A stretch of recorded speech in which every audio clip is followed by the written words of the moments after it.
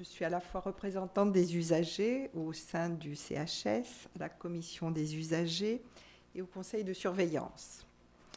D'autre part, je suis membre de l'UNAFAM, l'Union nationale des amis et familles de malades psychiques. Et mon rôle principal dans cette association se situe dans l'aide aux aidants. J'anime des groupes de proches avec aussi le soutien du CHS et du CHU. D'abord, je voulais vous dire que je suis très contente que pour cette table ronde, vous ayez pensé à nous, les usagers et les familles. C'est déjà très important de voir que nous faisons partie des acteurs reconnus et consultés pour cette problématique qui est si difficile, si douloureuse et dramatique du soin sans consentement. Je voulais vous dire aussi que je ne suis pas du tout dans une démarche ni théorique, ni d'interprétation des chiffres comme ils ont pu être dits précédemment, mais seulement dans l'expression du vécu des personnes que je rencontre et du ressenti avant et après la nouvelle loi. Donc je vais tout simplement décrire le vécu d'autrefois, du temps de la HDT, celui de maintenant et le concept de la prévention qu'on peut avoir pour éviter cette expérience traumatisante. Alors, autrefois, du temps de la HDT. Je me souviens, il y a 10-15 ans en arrière, quand on évoquait la HDT à l'UNAFAM, c'était le traumatisme absolu. Chacun y allait de son histoire personnelle et elles étaient plus terribles les unes que les autres. Les parents dont je faisais partie devaient se débattre de tous les côtés pour pouvoir faire hospitaliser leur fils ou leur fille. Il fallait déjà pouvoir être convaincu soi-même de ce besoin d'hospitalisation. Savoir reconnaître que notre proche a bien des comportements en dehors de la norme. Tentative de suicide, fugue, usage de toxiques, délire, incurie, isolement tout volet fermé. Et que ce n'était pas seulement une crise d'adolescence. Ensuite, il fallait se décider sur le bon moment. En clair, il fallait attendre la crise pour oser déclencher un acte contre la volonté de son proche. On pourrait même dire contre nature vis-à-vis de son proche. Je disais à cette époque, ce qui nous arrive, c'est surréaliste. Ensuite, il fallait convaincre un médecin, parfois un deuxième, pour obtenir les certificats nécessaires. Il fallait demander si besoin l'intervention des pompiers ou de la police, et on nous renvoyait de service en service. Enfin, il fallait attendre l'ambulance. Et là, les minutes sont longues. L'arrivée des secours nous délivrait de la peur, mais pas de la culpabilité.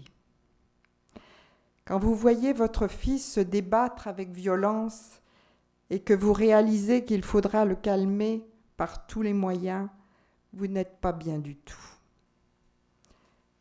Cet enfant, quelque part, vous l'avez trahi, même si c'est pour son bien, et vous perdez sa confiance.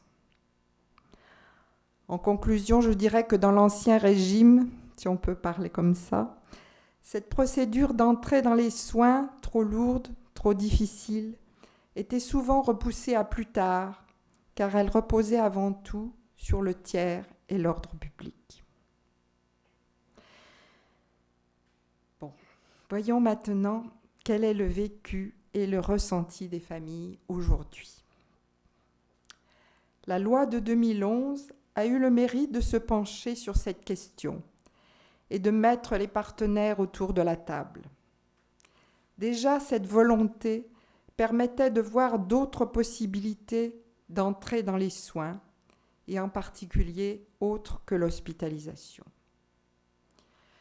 De plus, certaines simplifications en procédure d'urgence ont permis des hospitalisations plus accessible, on va dire, et plus précoce. La loi a aussi apporté le contrôle des juges des libertés. Et il est d'ailleurs venu au-devant des malades, dans l'établissement même, ce qui aurait été complètement impensable auparavant. Ma collègue de la SDSP, la Commission départementale des soins psychiatriques, pourra vous dire que cela se passe plutôt bien, et c'est tant mieux. Reste le problème de l'avocat, qui est aussi obligatoire et payant avec cette nouvelle loi. Les usagers, eux, qui n'ont rien demandé, qui sont par définition dans le refus d'une hospitalisation, ne comprennent pas toujours. Et l'aide juridictionnelle pour tous, sans condition de revenu, serait particulièrement bienvenue. Par ailleurs, avec cette nouvelle loi, il y a eu toute une évolution favorable du fait de plusieurs facteurs. Les intervenants ont été davantage formés. Il y a eu tout un travail d'information au service de l'hôpital, avec notre Charlotte du service juridique, qui prend le temps d'écouter et d'expliquer les modalités d'entrée dans les soins. Il y a eu le travail des associations de famille, en particulier concernant l'aide aux aidants. Enfin, tout le réseau dans les conseils locaux de santé mentale avec les élus, les généralistes et les travailleurs sociaux. Aussi, on peut dire que globalement, la situation progresse avec une meilleure coopération. Cependant, malgré mon optimisme, je voudrais dire que les situations dramatiques sont toujours présentes. Il y a peu de temps, un couple très âgé me disait « Il va falloir faire réhospitaliser notre fille. Elle ne prend plus son traitement. Elle délire. Elle est toujours dans le déni et se réfugie dans la cave. » Mais le père nous dit alors « C'est au-dessus de nos forces. » Et la mère de rajouter « Je suis perdue. » Il ne rêvait que d'une chose, que les voisins signalent la situation de leur fille et que la police puisse embarquer leur fille. Comment cette histoire va-t-elle finir ? Bon, on se le demande. Mais il semble nécessaire de soulager le rôle du tiers dans ces situations-là. Je sais bien que la recherche de tiers est toujours imposée par la loi et l'administration, et c'est une bonne chose que cette loi permette d'associer les proches aux soins. Mais ce n'est pas du tout pareil d'entériner une hospitalisation que de décider et de l'organiser soi-même. Que dire maintenant de la prévention ? Après ce qui a été vu précédemment, quand une famille ou une assistante sociale a connu ce problème de conscience et la violence de l'entrée dans les soins, on a envie de tout faire pour que ça ne recommence pas. Le premier moyen est la coopération très précieuse avec l'équipe de soins qui a commencé la prise en charge. Il faut bien sûr l'accord du malade, et quand il apprend que ce sont ses parents qui l'ont fait hospitaliser, ce n'est pas toujours facile. Mais cette alliance pour conforter les soins et aller dans le même sens que la prescription est toujours à rechercher. Certains soignants auront parfois peur de se laisser envahir par des familles qui sont d'autant plus agressives qu'elles sont stressées par ce qui leur arrive. Et pour cela, le deuxième moyen, c'est la formation et l'information. L'UNAFAM de Côte d'Or s'est lancée depuis plusieurs années dans des formations de groupe. Les ateliers prospectent pour toutes les pathologies et le programme psychoéducatif Pro-Famille pour les troubles de la schizophrénie. Cette dernière formation a d'ailleurs commencé en même temps que la nouvelle loi de 2011. Les familles, mieux informées, sont moins démunies face aux comportements dérangeants de leurs proches.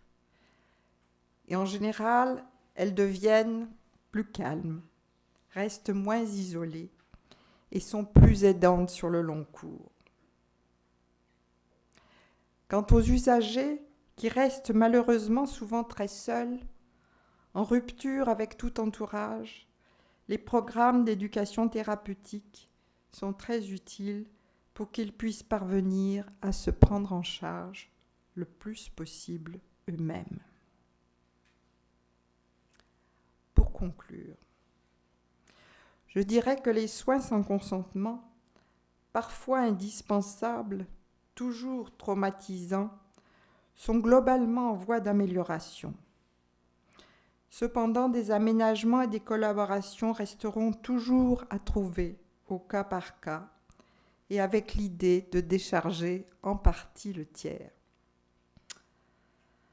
Ensuite, l'intérêt de ce constat serait d'éviter le plus possible les rechutes et les réhospitalisations, avec donc la multiplication des soins sans consentement pour une même personne.